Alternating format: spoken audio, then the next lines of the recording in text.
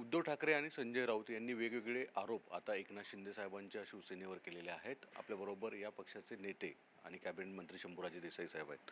साहेब, प्रामुख्याने दोन विषयांना फार मोठा आरोप केला गेलेला आहे. एकतर थेट काळी जादूसारखा प्रकार शिंदे केले म्हणून 50 जागा जिंकतात असं म्हटलं, रेडे कापले गेले, काळ्या जादू केले म्हणून ह्या जागा जिंकल्या, असा संजय राऊतांचा आरोप दिसून येतो या उद्धव ठाकरेंचे पूर्ण या मग तुम्ही कुठली जादू केली ती लोकसभेला म्हणावं? तुम्ही जर आम्हाला असं म्हणता की एवढ्या जागा विधानसभेला जिंकल्या म्हणजे काळी जादू केली आणि काही रेडे कापले, तुम्हाला विधानसभेला आणि तुम्हाला लोकसभेला जागा ज्यादा मिळाल्या ना, मग तुम्ही कुठली जादू केली ती त्याचं द्या ना उत्तर म्हणावं. म्हणजे आपला तो बाबा आणि लोकांचं ते कार्ट. अहो, कुठंतरी त्याला संदर्भ घेऊन बोला. आणि जादूटोणा करून जर असे मनातली इच्छा आणि मनाला पाहिजे तसं होत असतं तर एक सुद्धा माणूस गरीब राहिला नसता ना देशात. सगळे जादूटोणा करून गडगंज लखपतीन करोडोपतीन अब्जाधीच झाले असते. मला सांगा, माननीय उद्धव ठाकरे साहेबांच्या सारख्या एका पक्षाच्या प्रमुख पक्षाच्या प्रमुखांना 2.5 वर्ष महाराष्ट्रासारख्या मोठ्या राज्याचं मुख्यमंत्रीपद भूषवून नेतृत्व करणाऱ्या नेत्यानं अशा पद्धतीचं वक्तव्य करणं, म्हणजे हे बघा तुम्ही, हे ठीक आहे ते बोलले, पण तुम्ही आता रिॲक्शन लोकांच्या जर बघितल्या ना, अत्यंत लोकांच्या मध्ये त्याच्याबद्दलची चीड आहे की असं म्हणजे कसं बोलू शकता तुम्ही. म्हणजे आज जादूटोणा ह्याच्यावर जर तुम्ही म्हणत असाल की जादूटोणा करून म्हणजे तुमचा विश्वास आहे जादूटोण्यावर, जी अंधश्रद्धेचा एक भाग आहे. मला काय म्हणायचं, मी मगाशी पण एका वाहिनीशी बोलताना सांगितलं बघा, ही जी मुलाखत जी मगाशी काही वाहिन्यांवर दाखवली ना, ती स्क्रिप्टेड आहे. प्रश्न संजय राऊतांचाच, उत्तर काय द्यायचं बिफोर मुलाखत संजय राऊतांनीच ह्यांना सांगितलेलं असतंय. सगळं काय one man show Sanjay Raut. ह्यांनी फक्त ह्यांच्या संजय राऊतांनी सांगितलेलं फक्त बोलायचं. पण मी परत एकदा सांगेन, आम्ही काही काळ अनेक वर्ष उद्धव ठाकरे साहेबांच्या बरोबर काम केले. एका मोठ्या घराण्यात ते जन्मलेले आहेत. हे संजय राऊतांच्या नादाला लागून, संजय राऊताचं ऐकून असे वक्तव्य जर तुम्ही करत गेलात तर लोकांचा तुमच्यावरती विश्वास राहणार नाही. त्यामुळे आमची विनंती त्यांना आहे, त्यांनी अशा सगळ्या गोष्टी टाळाव्यात. नाही, पण त्यांचाच तर दावा पूर्णत आहे. वास्तविकतेत कोर्टात न्याय प्रविष्ट आहे, सिम्बॉल चिन्ह वगैरे आहे चिन्ह. पण त्यांचा असा दावा आहे की शिवसेना आणि धनुष्यबाण आमचं कोणीच हिरो होऊ शकत नाही. साहेब, मी मगाचपासून सांगतोय, परमपूज्य डॉक्टर बाबासाहेब आंबेडकरांनी जी घटना देशाला दिली, त्या घटनेवर आपण त्या घटनेप्रमाणे आपण कारभार करतो, घटनेवरती देश चालतो, राज्य चालतो.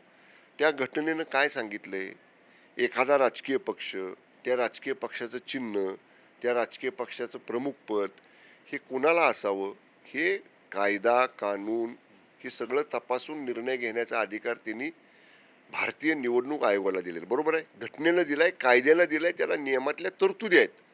आता भारतीय निवडणूक आयोगानं ह्या सगळ्या गोष्टी तपासल्या. जेव्हा आम्ही एक भूमिका घेतली तेव्हा ह्या सगळ्या गोष्टी तपासल्या, न्यायालयाकडं होतं तसं त्याच्यावर सुनावण्या झाल्या.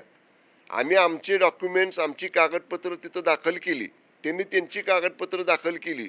ह्या सगळ्या गोष्टी तपासून पडताळून माननीय केंद्रीय निवडणूक आयोगानं बहुमताच्या निकषावरती पक्ष आणि चिन्ह आमच्याकडे दिलं.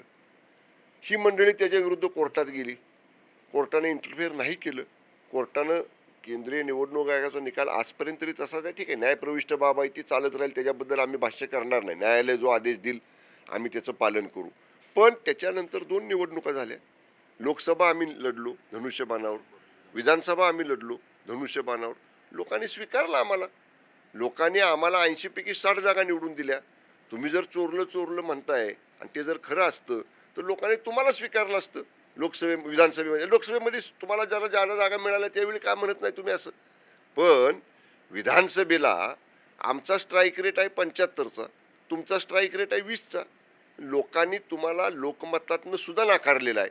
हे कुठंतरी सत्य हे स्वीकारायला उभाटाच्या लोकांनी शिकलं पाहिजे. या सगळ्या गोष्टीच्या दरम्यान सभागृहामध्ये एक विषय खूप गाजला की भास्कर जाधवांसारखा सिनियर नेता माफी मागतो, पण आदित्य ठाकरेंनी माफी मागावी किंवा त्यांच्यावर कारवाई करावी ही मागणी तुम्ही खूप जोर धरून धरली. आदित्य ठाकरेंची जी प्रतिक्रिया आली ती मात्र आश्चर्यकारक होती. काय आली प्रतिक्रिया? माफी मागणार. हे बघा, आता मला सांगा, तुम्ही एक सिनियर पत्रकार आहात, इतकी वर्ष तुम्ही विधिमंडळ कव्हर करताय, सभागृहामध्ये वादविवाद होतात. आता माननीय भास्कर जाधव साहेब सिनियर आमदार आहेत, त्यांची मला वाटतं 5वी का 6वी टर्म आहे. ते मंत्री राज्यमंत्री राहिलेले आहेत. आता तो ज्या दिवशी तो प्रकार घडला त्या दिवशी आम्ही सगळे पूर्ण वेळ सभागृहामध्ये होतो. भास्करशे जाधवांचं वागणं चुकलंच, बोलणं चुकलंच आणि त्याच्यावर आम्ही आक्षेप घेतला. आम्ही त्याच्यावर कारवाईची मागणी केली. त्याला जोडूनच त्यांच्याच बाजूला उबाटाचे सदस्य मान्य आदित्य ठाकरे साहेब बसले होते. त्याच द्वेषानं, तेच हातवारे करत, तेच आरेरावीनं आदित्य ठाकरे बोललेत. मला सांगा, भास्कर जाधवांच्या सारख्या सिनियर 5-5, 6-6 टर्म आमदार असणाऱ्या सिनियर आमदारांनी सभागृहासमोर येऊन माफी मागितली की माझं चुकलं, मी नको करायला पाहिजे होतं. हे तर दुसरीच टर्म आहे ना. हे आमदार झाले. हे आम्ही अध्यक्षांना म्हणत होतो तुम्ही आतलं CCTV फुटेज तपासा, आमच्यावर विश्वास ठेवू नका. तुम्ही CCTV घ्या आणि जे इयरफोन लावून लिहितात बारीक बारीक शब्द जे काय माईकवर ऐकायला येत नाही, त्याची जी नोंद होती तिथं ती पण तपासा. हे काय शब्द बोललेत ते. अध्यक्षांनी काय सांगितलं की घडलेले दोन्ही सदस्यांच्या वर्तणूक चुकीचं आहे, मी ते गांभीर्याने घेतोय, हे उचित नाही. म्हणजे एवढी नाराजी अध्यक्षांनी व्यक्त केल्यानंतर एखादा सदस्य असता तर स्वतःचा अहमपणा जवळ न ठेवता मोठ्या मनानं म्हणला असता की सन्मान्य भास्कर जाधवांनी माफी मागितली, मी देखील सभागृहाची माफी मागतो. पण स्वतःचा अहमपणा, मी म्हणेल ते खरं, मी वागतो ते बरोबर, हा अहमपणा राजकारणात फार काळ योग्य नाही, फार काळ टिकत नाही. साहेब, दुसरं की काल राज ठाकरेंची जी सभा झाली त्याचे दोन वेगवेगळे प्रश्न तुम्हाला विचारायचे आहेत. त्यांचा एक आरोप असा आहे की उपनगरामध्ये, विशेषतः मुंबईच्या उपनगर MMR रिजनमध्ये उत्तर भारतीय फार मोठ्या प्रमाणामध्ये आणणं आणि त्यावरनं वेगळे मतदारसंघ करून त्यांचं प्राबल्य अधिक दाखवण्याचा डाव आहे.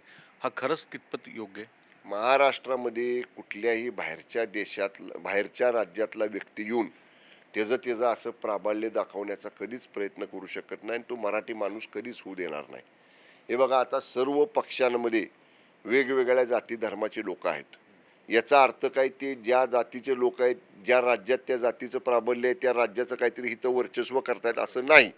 त्यामुळं मी परत परत सांगेन, महाराष्ट्र हा मराठी माणसाचा आहे, महाराष्ट्र हा मराठी माणसासाठीच आहे आणि महाराष्ट्रामध्ये मराठी अस्मिता ही कायम जपली जाणार आहे. त्यामुळं असं कुणी आलं, लोंढे आणले आणि हिथं काहीतरी त्यांचं वेगळं अस्तित्व निर्माण केलं, आम्ही डोळ्यावर पट्टी बांधून हे बघत बसणार नाही आणि असं कधी होणार नाही. महाराष्ट्र हा सगळ्यांचा आहे, पण सगळ्यात प्रथम महाराष्ट्र हा मराठी माणसाचा आहे. सुनील तटकरेंचं एक विधान फार चर्चेचं आहे की दोन राष्ट्रवादी जर एकत्रित यायचे असेल तर आमचा NDAचा मोठा मित्रपक्ष म्हणून आम्हाला भाजपाचा कन्सल्ट घ्यावा लागेल. हे खरंच मान्य आहे तितकं? नाही बाबा, हे त्यांचा प्रश्न आहे.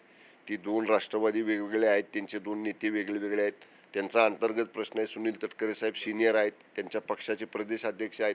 त्या दोन पक्षाबद्दल काय बोलायचं होत त्यांचा अंतर्गत प्रश्न आहे, आम्ही काय त्याच्याबद्दल बोलणार नाही. उद्धव ठाकरेंची शेवटची टीका एक जी होती की इलेक्शन कमिशन म्हणजे सिंदूर कुणालाही लावा दगडाला ना आम्ही तो मान्य करावा का देवाला.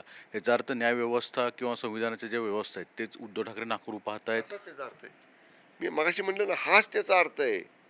मला सांगा साहेब, तुम्ही देशातली राज्यघटना, देशाची घटना जी परमपूज्य डॉक्टर बाबासाहेब आंबेडकरांनी आपल्याला दिलेली आहे, ज्या देशाच्या घटनेचं कौतुक जगभर झालं, ती सुद्धा तुम्ही मान्य करत नाही.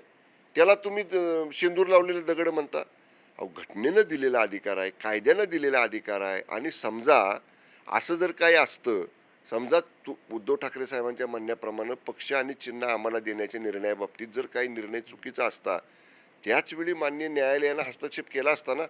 बारीक सारीक गोष्टी जरी अशा चुकीच्या निदर्शनाला आल्या तर मान्य न्यायालय लगेच त्याच्यामध्ये सुप्रीम कोर्ट हस्तक्षेप करून त्याच्यामध्ये त्यांना जे काय आदेश द्यायचं ते आदेश पारित करतं. आज 3 वर्ष झाली, आम्ही 2 निवडणुका लढल्या, त्याच्यावर त्या चिन्हावर आमचे लोक निवडून आले. म्हणून मी म्हणतोय की मान्य उद्धव ठाकरे साहेबांनी घटना, कायदा, नियम, लोकशाही ह्या सगळ्या गोष्टींच्या आधारेच हा निर्णय झालेला आहे. त्याचा आदर, त्याचा सन्मान, त्याचा मान माननीय केंद्रीय निवडणूक आयोगाचा, न्यायव्यवस्थेचा हा केला पाहिजे. पण त्यांचं तर म्हणणं आहे की ठाकरे ब्रँड संपणार नाही, बँड वाजवू आम्ही. एकच ब्रँड महाराष्ट्राला माहिती आहे ठाकरेंचा, तो म्हणजे वंदनीय हिंदू हृदय सम्राट, शिवसेना प्रमुख स्वर्गीय बाळासाहेब ठाकरे साहेब. बाळासाहेब ठाकरे साहेबांचा ब्रँड काल होता, आज आहे, उद्या पण राहणार आहे. या व्यतिरिक्त दुसरा कुठलाही ठाकरे ब्रँड महाराष्ट्राला माहिती नाही. साहेब, शेवटचा प्रश्न. त्यांचा एक असा आरोप आहे की एकनाथ शिंदे, म्हणजे ही पूर्ण मुलाखत ही भाजप आणि एकनाथ शिंदे यांना विलन करण्याच्या दृष्टिकोनातून दिसून येते. खरंच असं स्वरूपातलं चित्र किती यशस्वी होईल? कारण की उद्या पण एक पार्ट येतो त्यातही त्यांचं जो भूमिका स्पष्ट दिसते ती एकतर भाजप आणि एकनाथ शिंदे यांच्यावरच दिसून येते. मी सांगितलं ना तुम्हाला,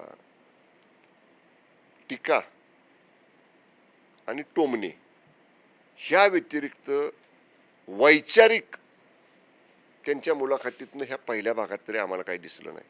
मी मगाशी म्हटलं ते 2.5 वर्ष मुख्यमंत्री होते. कसे झाले काय झाले हा इतिहास वेगळा आहे.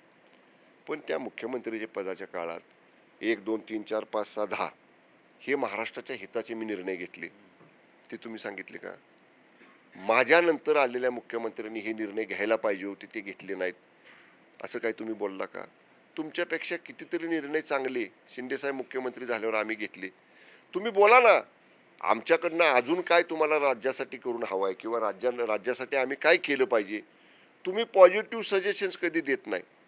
राज्याच्या भल्याचं काय, ना तुमच्याकडे ॲग्रिकल्चर पॉलिसीवर तुमचं मत आहे, ना तुमच्याकडे इंडस्ट्रियल पॉलिसीवर तुमचं मत आहे, ना तुमच्यावर राज्याच्या कोऑपरेटिव्ह पॉलिसीवर तुमचं मत आहे, ना तुमच्याकडे जलसंपदा विभागाच्या पाण्याचं नियोजन कसं केलं पाहिजे, धरणांच्या पाण्याचं नियोजन कसं केलं पाहिजे, पाणी अडवा पाणी जिरवा या योजनेसाठी काय केलं पाहिजे, गाळमुक्त धरण गाळयुक्त शिवार, ह्या ज्या लोकांच्या हिताच्या रोजच्या रोज विद्युत पॉलिसीबद्दल काय, ह्या ज्या दैनंदिन गरजा ह्याच्याबद्दल एक शब्द चकार बोललेला तुम्हाला आठवतोय का ह्यांच्या मुलाखतीमध्ये?